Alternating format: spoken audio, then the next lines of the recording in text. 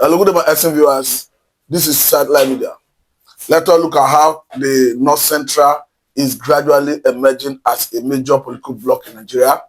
Remember that before now, the Northeast and Northwest has always lorded it over the North Central. And even recently, the North Central is saying, don't call us North Central, we are Middle Belt. That because they have suddenly realized that there is need to be regarded at North as Middle Belt. Because before now, each time the North want power, each time the Fulani want to grab power, they always come together to say 19 states, and that includes the what is known as North Central. Remember that North Central is that name nomenclature is a creation of political class as a way of giving them an identity.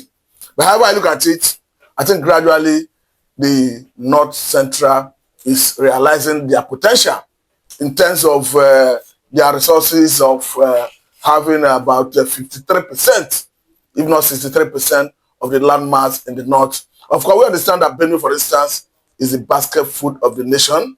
And to that extent, if Nigeria were to harness the potentials in agriculture, of course, the Middle Belt have a lot to do to even feed the whole nation.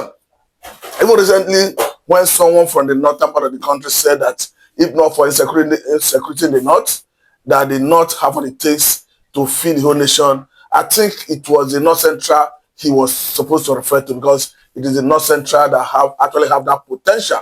And if you look at the politics of the president currently, talking about Senator Ahmed Bola Tinubu, the politics of Senator Tinubu seems to be favoring the North Central. Perhaps because he wants to strategize for 2027. And in a way, I think the North Central, or what you call the Middle Belt, is the greatest beneficiary, because I think it's throwing up awareness and consciousness of the people in that region that yes, we have what it takes to lead this country. And oftentimes, you see northern politicians leading the country. I don't think there's any time you have seen someone from the Middle Belt, of course, emerging as the president of the Federal Republic of Nigeria. And they always use them as supporting tool to get a number to actually ascend to power. And a quick look at what transpired in 2027 showed that the North Central, or rather the Middle Belt, as they want to be called now, is a major political player in the country. And of course, the emerging political bloc in the country.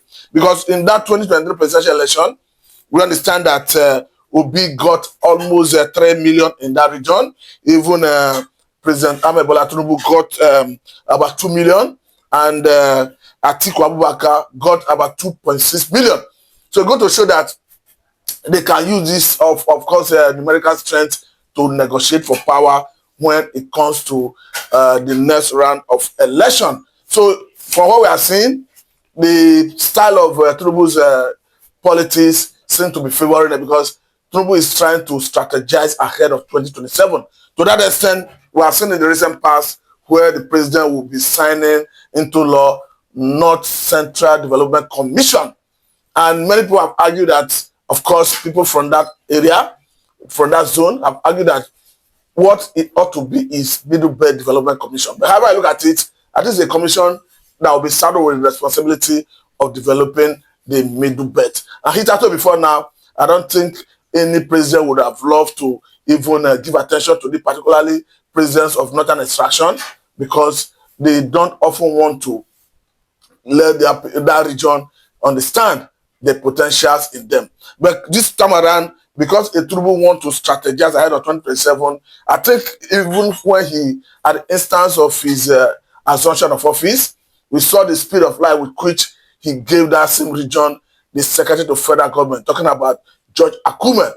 You may be saying he's a close ally, but it was strategic, and I think it was a well thought out idea by him, knowing that that region need to actually be compensated or need to be accommodated to win their heart and get a back end from that region into his government, and perhaps to earn support from that region come 2027. But however it is yet to be seen whether his strategy will work for him when it comes to 2027 in terms of magnetizing vote from that region.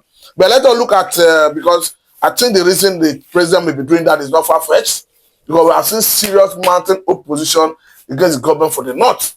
Of course, the major power bloc in the North, looking at some notable groups, are seriously against the president. First of all, we are looking at the Northern Elders Forum. They have not hidden their position. They made it very clear that voting for Tinubu in 2023 was a mistake. A mistake they say they don't hope to repeat come 2027. But however I look at it, I think the Tinubu administration, in what look like a strategy, have given his ministers from the region, from the North, a marching order to counter any opposition from the northern part of the country. Because for the government, I think they see any criticism as opposition or rather politics. But the point is, the Northern Elders Forum have made it very clear that voting for Tinubu in 2023 was a mistake. A mistake they say they don't hope to repeat in 2027. But however I look at it, I think 2027 is still up to 2 years ahead, but politicians are already strategizing.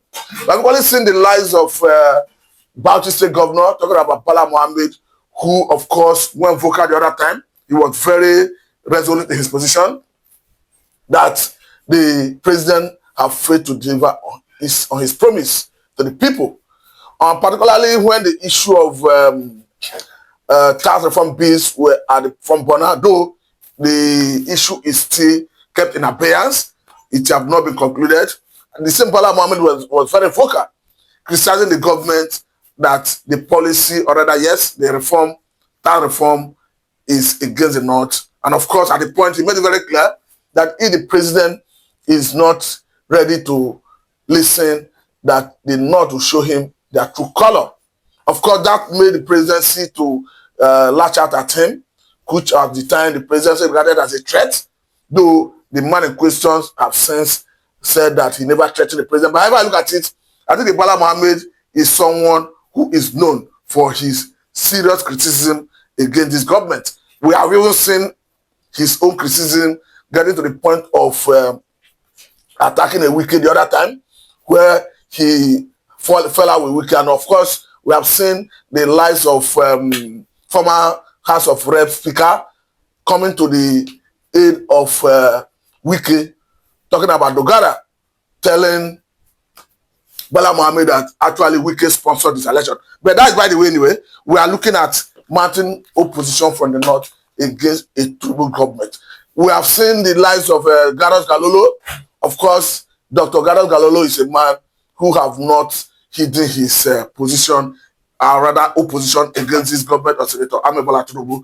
Of course, he went the other day to say that come the day of the election in 2027, that before 11 o'clock, a Tinubu would have known the fate that is going to be randomly rejected in the North. I think these are reasons we are seeing a Tinubu's government strategizing, looking at how to reach out to some areas where hitherto before now, the northern part of the country do not give accordance, or rather do not give position, do not recognize as part of the North, except when it comes to grabbing power. We have equally seen a similar situation where the president approved a university for Southern Kaduna.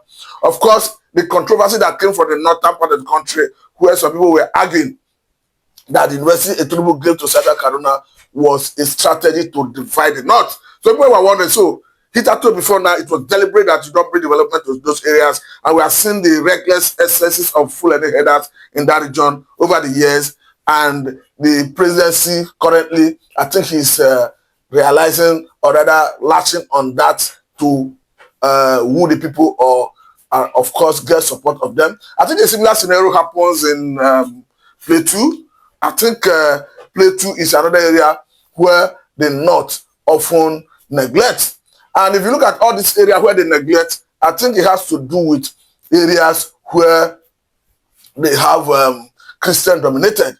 And maybe perhaps that's the reason we saw a senior person in Khan from the North recently made it very clear that under Tinubu's government, that the Christians in the North are getting more protected. I think that is subject to verification, but actually it came from one of the leaders of Khan from the northern part of the country. Though it is subject to be verified, But for someone from the north and a member of council to say that, it's going to show that Tinubu is actually using those things to strategize ahead of 2027. You may call it politics, but however I look at it, it's favoring some people. We are seeing Khan from the north coming out to say, yes, we are more protected under this government.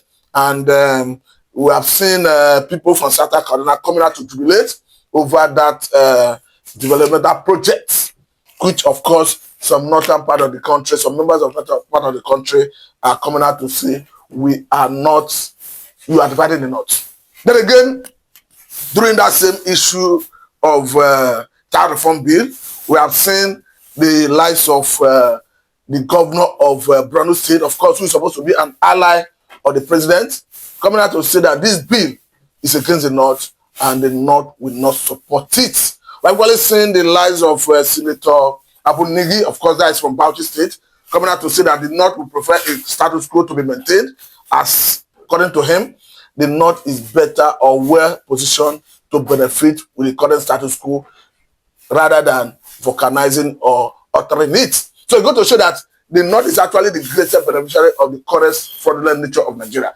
Then I think we equally saw a serious opposition from Senator from this popular senator from Borno, talking about Alin Dume. Yes, Alin Dume. Of course, Alin Dume was very vocal from the beginning. He made it very clear. Of course, at the inception of that bill coming to the House, he made it very clear that the bill will not see the light of the day. And it won't look like Alin Dume making good his threat. Currently, that bill has been suspended in the two chambers of National Assembly. Talking about House of Senate, House of Representatives. Though at the level of House of Senate, the bill have gone for first and second reading. We understand that it's supposed to go for the third reading before it's referred to the relevant committee in the House, or rather of the House. But in the House of Rep, it has only gone for the first reading and it has since been suspended. But currently, we understand that the Presidential Committee on the Tax Reform, headed by, I think, Oyedele also, actually met with the Governors Forum and they had a review of the sharing formula of VAT. Of course, that VAT was a contentious issue. But currently, everything seems to have been kept in abeyance. That perhaps explains that the presidency may not be comfortable with the formula that is coming from Northern Government Forum. Otherwise, having seen Northern Government Forum coming to compromise and bringing their own sharing formula, I think if the Presidential Committee on that tax reform is comfortable with the position of Governors Forum, I think they would have gone ahead to persuade the National Assembly to do the needful by completing the process so that they can pass the bill to the president for presidential assent. Whenever I look at it, I think all we have seen is politics geared towards 2027. Let's see how it plays out. And as a event of food, we will not waste time in bringing it to a doorstep. I must say, very thank you for your time. This is Satellite Media and I'm Mr. Matthew.